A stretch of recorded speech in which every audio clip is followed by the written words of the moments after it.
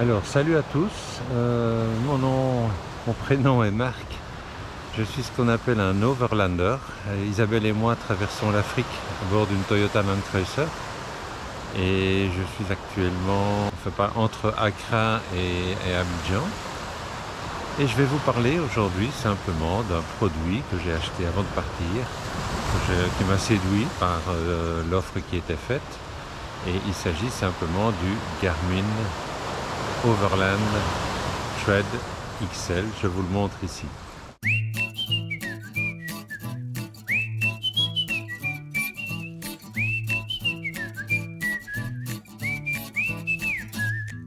Alors nous sommes partis début septembre. Après quelques semaines de fonctionnement, de non-fonctionnement, j'ai décidé de le renvoyer vers Garmin. Bon, il est clair qu'ils m'ont répondu, mais il y a une instabilité incroyable. Je crois qu'ici, il a fonctionné 4 heures sur 4 ou 5 000 km. C'est très bien. Donc, on a fait l'effort de le renvoyer par DHL à Bruxelles. On a reçu à nouveau et je l'ai reçu il y a quelques jours. Et depuis quelques jours, c'est toujours la même problématique. Aucune stabilité. Mais ceci dit, j'ai décidé de ne pas être agressif, simplement d'expliquer. Et donc aujourd'hui, nous allons prendre la route et je vais vous filmer les états du Garmin Overland Thread XL. Alors, surtout, le premier conseil que je vous donne, prenez toujours votre mobile avec, votre téléphone mobile, ayez une application Google Maps, parce que sans ça, nous ne serions pas sortis. Ça n'a servi à rien jusqu'ici. 1 499 € pour rien. Mais je vais vous le prouver aujourd'hui. À tout à l'heure. Alors voilà, aujourd'hui va être la journée Garmin. On va vous montrer l'efficacité de ce fameux produit. On va commencer par l'allumer. Donc la première chose à faire, c'est bien sûr de le mettre sur son profil, sur son système d'attache. Il est branché, il est allumé, il n'est pas encore allumé, je vais le mettre sur l'allume-cigare et a priori ça devrait démarrer. Voilà, donc on va l'allumer. On va essayer de l'allumer parce que ce matin j'ai bien sûr fait tout ce qu'il fallait pour remettre les paramètres.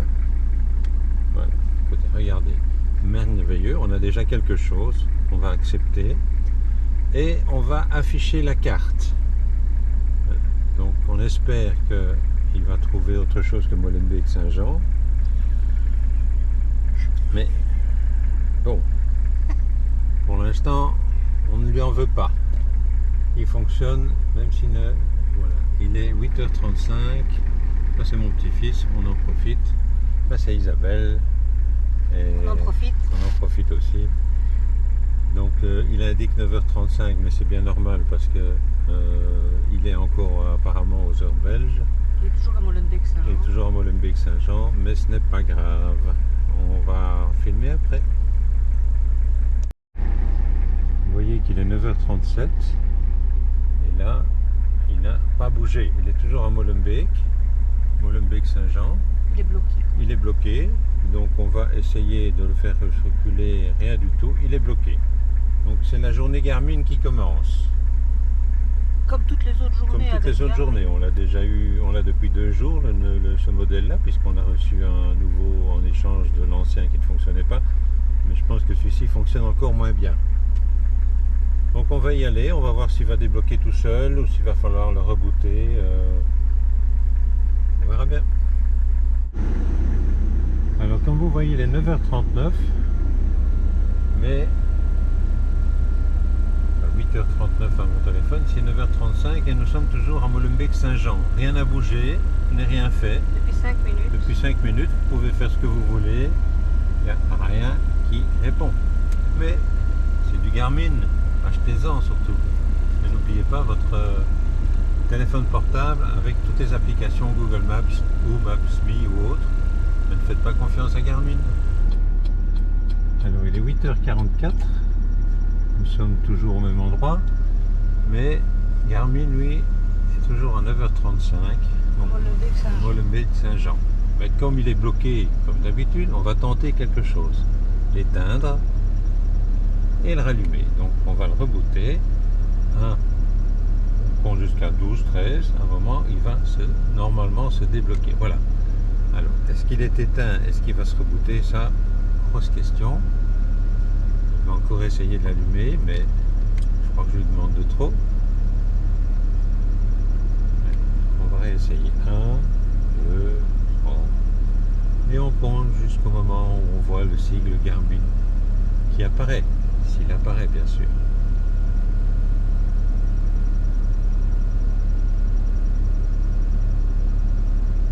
Voilà. Il devrait s'allumer. Donc, 8h45.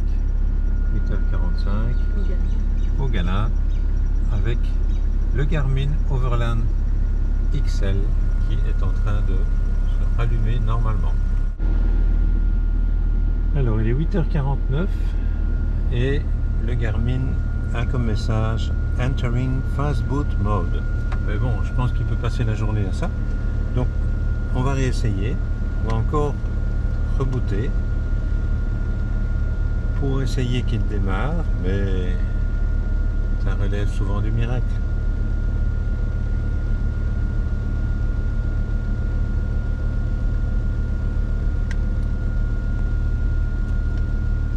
On va essayer, on verra bien tout à l'heure. 8h50, il vient de démarrer, donc c'est miraculeux. Imaginez qu'on soit dans une ville et qu'on n'ait pas de quoi s'orienter, il vous faut une carte papier. Donc, heureusement, Google Maps, Maps.me et d'autres applications sont là.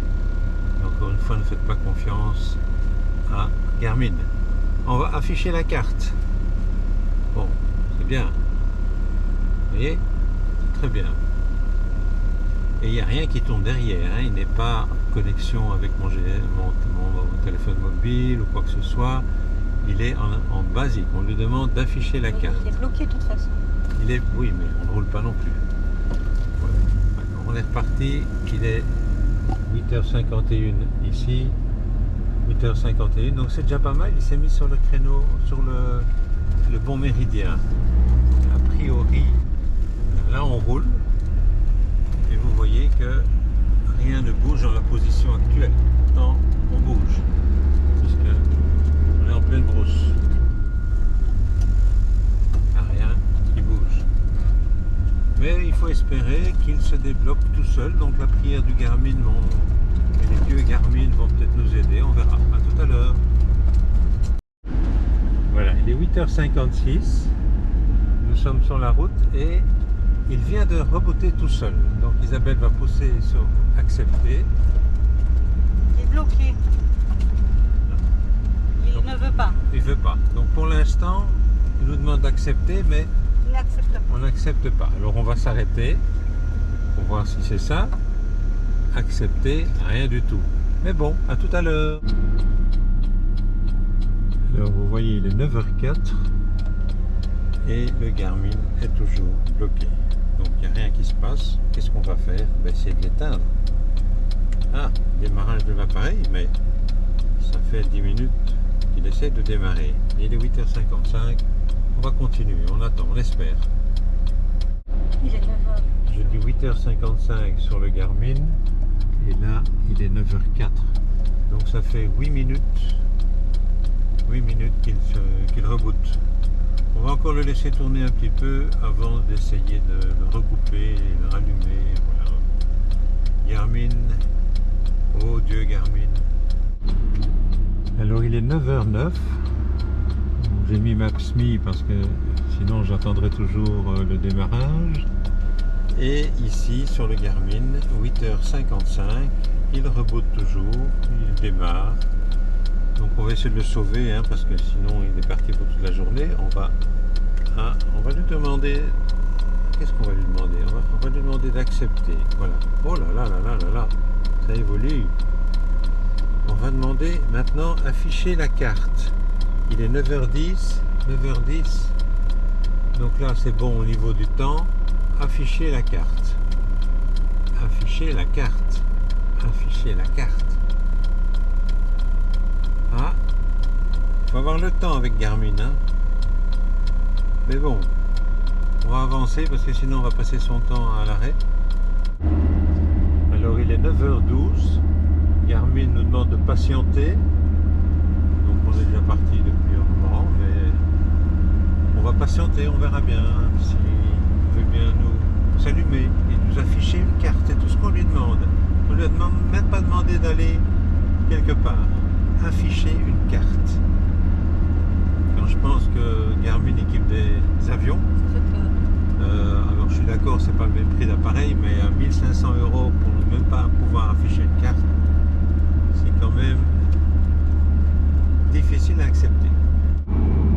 Alors il est 9h18, vous le voyez sur mon Maps.me, mais au niveau du Garmin, il est 9h12 et rien, enfin tout est bloqué, donc vous avez beau, je ne vais pas appuyer sur afficher carte. Afficher carte. Ah voilà, afficher carte, regardez, il démarre 9h12, il a dit quelques minutes de retard, mais il est toujours en train de rebooter. Bon, espérons qu'on va pouvoir au moins avoir une carte aujourd'hui. Alors il est 9h22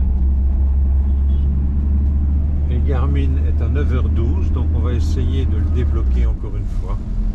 Je vais le rebooter. Isabelle, tu veux tenir la manche. On va essayer de le rebooter. On va remettre redémarrer. Voilà, redémarrer. Et on verra ce qui va se passer. Voilà, il est 9h28. Sur Garmin, il demande de patienter, il est 9h12. Bon, bah, il pédale dans la choucroute comme d'habitude. Isabelle, si tu veux le tenir, je vais essayer de rebooter complètement maintenant. On va changer. Voilà. Alors, 1, 2, 3.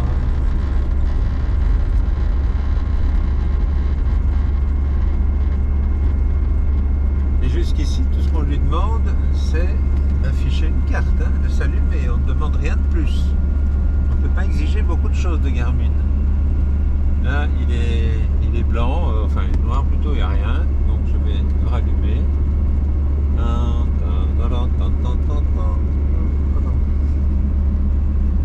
Ah Garmin, si tu savais, comme je ne t'aime plus. Voilà, allez, peut-être va-t-il démarrer. On vous tient au courant, il est 9h27. Il est déjà fermé. C'est déjà fermé. Ouais, bah, il va se rallumer dans 10 minutes. Voilà, il est 9h32. Bon, bah ici, comme d'hab, hein, il n'y a rien qui fonctionne. Alors je vais le rebooter encore, on ne sait jamais.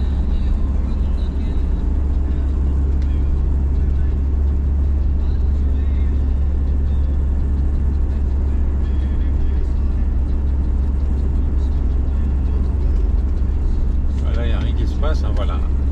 Garmin s'affiche. On va voir combien de temps ça va durer. Voilà, il est 9h43 et voilà l'état du Garmin. Il n'y a même plus moyen de le démarrer. Donc, il est complètement en léthargie. Nous sommes partis il y a plus d'1 heure. On n'a même pas encore réussi à afficher la carte correctement. Mais bon, il paraît que c'est du Garmin et que c'est fiable, efficace. Et soyez très très très vigilants. Demandez-le en test avant. Parce que ce n'est pas possible que 2 appareils aient le même comportement s'agissant du deuxième appareil, puisque j'ai renvoyé le premier là où j'avais acheté, ils me l'ont remplacé, mais ça n'a rien changé du tout. Alors il est 9h53, on a toujours un écran noir.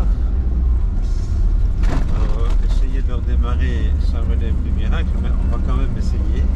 Il va s'allumer peut-être et puis il pédale dans la choucroute. Merci Garmin.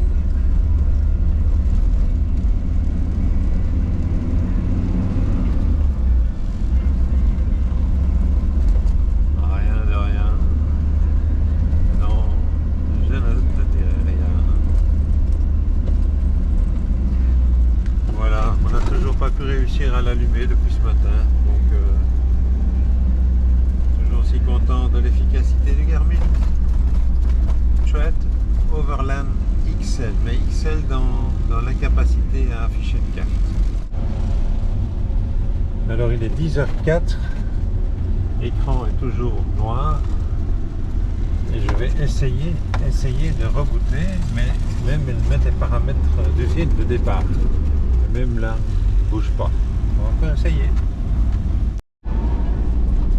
Alors il est 10h22, vient d'apparaître le sigle Garmin au miracle, mais je ne crois plus au miracle. On verra bien. Pour l'instant, il nous dit qu'il s'appelle Garmin, c'est déjà pas mal. On verra la suite. Voilà, il est 10h30. Heureusement que Maps.me et Google Maps fonctionnent bien.